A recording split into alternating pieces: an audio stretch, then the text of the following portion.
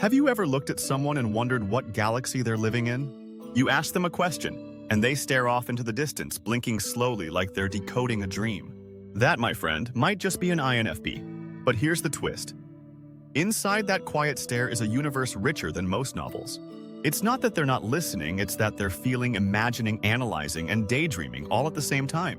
Welcome to the mind of the INFP. If you've ever loved an INFP, been confused by one, or are one yourself, you're about to step into one of the most fascinating, intricate, and emotionally intelligent brains out there. This isn't just MBTI fluff. This is a deep dive into the inner workings of the INFP brain, backed by neuroscience, psychology, and just a sprinkle of magic. Ready to unlock the mystery? Let's go. At the core of the INFP brain is introverted feeling, often shortened to FI. But don't let the word feeling fool you. It's not about being emotional in the way people often think. It's about having a deep, personal, moral compass. INFPs don't just think something is right or wrong. They feel it in their bones. FI acts like an inner tuning fork. When an INFP encounters a situation, their brain doesn't ask, is this socially acceptable? It asks, does this align with who I am? It's why INFPs can be fiercely independent, sometimes even stubborn. Their decisions are guided more by inner truth than external logic. But this comes at a cost. It means INFPs may struggle to explain themselves. When asked why they believe something, they might say, it just feels right. That's not laziness. It's the way their cognitive function processes reality. Through a lens of value, authenticity, and personal alignment. They aren't driven by data points, they're driven by meaning. If Phi is the compass, extroverted intuition, Do Oni is the wings. This function takes the INFP's deep internal values and lets them explore the world of possibility. Ni is all about patterns, connections, and potential. It's why INFPs often seem like daydreamers or head-in-the-clouds types. But what's actually happening in their brain is more like a supercomputer running simulations. INFPs imagine what could be, not just what is. That's why they make great storytellers, writers, visionaries, and counselors. They can see a single word and spin it into a fantasy. Or take a real-world problem and imagine a dozen creative ways to fix it.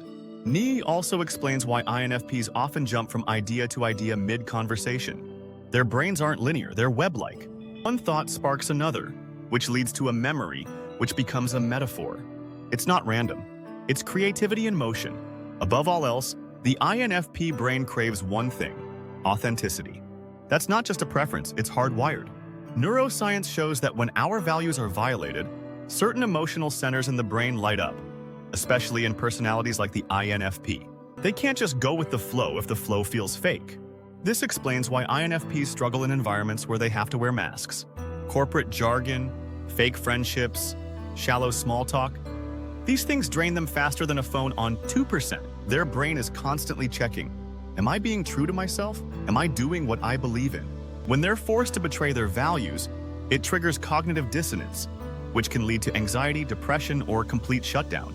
That's why INFPs often switch careers, disappear from social events, or end relationships suddenly. It's not impulsiveness, it's survival. Their brain needs alignment. INFPs live primarily in their inner world, but the outer world doesn't always play nice. Loud sounds, bright lights, crowded rooms, these things can overwhelm their nervous system quickly. According to studies on sensitivity, INFPs often score high on the highly sensitive person, HSP scale. Why? Because their brains take in more information and process it more deeply. It's not that they're fragile, it's that their brain filters less out. If you imagine a typical brain as a sponge that absorbs only what it needs, the INFP brain is a towel soaking up everything, whether it wants to or not. That's why after a long day of interaction, INFPs might retreat into their room, turn off the lights, and scroll through calming music or fantasy art. It's not antisocial, it's neurological recovery. Time is a strange thing in the INFP mind. Because they live in a world of thoughts and imagination, they often experience temporal disconnection. This means they might lose track of time, forget deadlines, or get absorbed in one task for hours. But on the flip side, this allows them to create art, ideas, and visions that feel timeless. Ever met an INFP who gets lost writing a novel, designing characters, or crafting a poem? That's not procrastination, that's the flow state. Their brain thrives in timeless creativity. However, this can clash with the external world. Schedules, time pressure, and alarms can jolt them out of their natural rhythm. That's why routines feel stifling to many INFPs. Their brain prefers inspiration over obligation. Conflict is a nightmare for the INFP brain. Not because they're weak, but because conflict threatens harmony, and harmony is tied to emotional safety. When there's tension, their brain goes into overdrive, analyzing every word, gesture, and possible interpretation. Instead of lashing out, INFPs often internalize the pain. They replay arguments in their mind like a movie on loop. Their phi tries to make sense of what feels wrong, while their ni jumps between alternate realities. What if I'd said this instead? This is why INFPs may go quiet during conflict and then write a 3-page message later explaining their feelings. Their brain needs time to process emotionally and intellectually. They don't argue to win, they argue to heal. The INFP brain stores memories not just as facts, but as feelings. They might forget your birthday, but remember the exact way you made them feel 2 years ago when you held the door for them on a rainy day.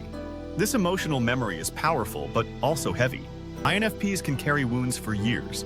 One harsh word from someone they loved can become a scar they revisit in their minds over and over. But likewise, a small act of kindness can become a lifelong treasure. Their memory is like a scrapbook of emotions. Every experience is colored by how it felt. This is why their art, poetry, and writing can hit so deeply. It's drawn from lived emotion, not just observation. Every mind has a shadow. For the INFP, it's when they fall into what's called the INFP loop, a cognitive pattern where they rely only on their FI and NE, shutting out logic and reality checks. In this state, they can become over-idealistic, self-critical, and detached from the world. They may obsess over what could have been, spiral into guilt, or withdraw completely. They start analyzing themselves endlessly, searching for flaws, questioning their worth, and creating entire emotional scenarios that may never happen. The key to breaking the loop is engaging their tertiary function, psi, introverted sensing, which helps ground them in real memories and facts. INFPs can benefit from journaling, nature walks, or revisiting a calming routine that reminds them of who they are outside the storm. At its best, the INFP brain is a creative powerhouse. Fueled by inner conviction and boundless imagination, INFPs are natural creators of stories, songs, philosophies, and movements. They may be soft-spoken, but their creations speak volumes. Studies show that highly intuitive and feeling personalities often excel in creative problem-solving. INFPs can take pain and transform it into beauty. They turn heartbreak into poems, loneliness into characters, and injustice into advocacy. They don't just want to create, they want to express their soul.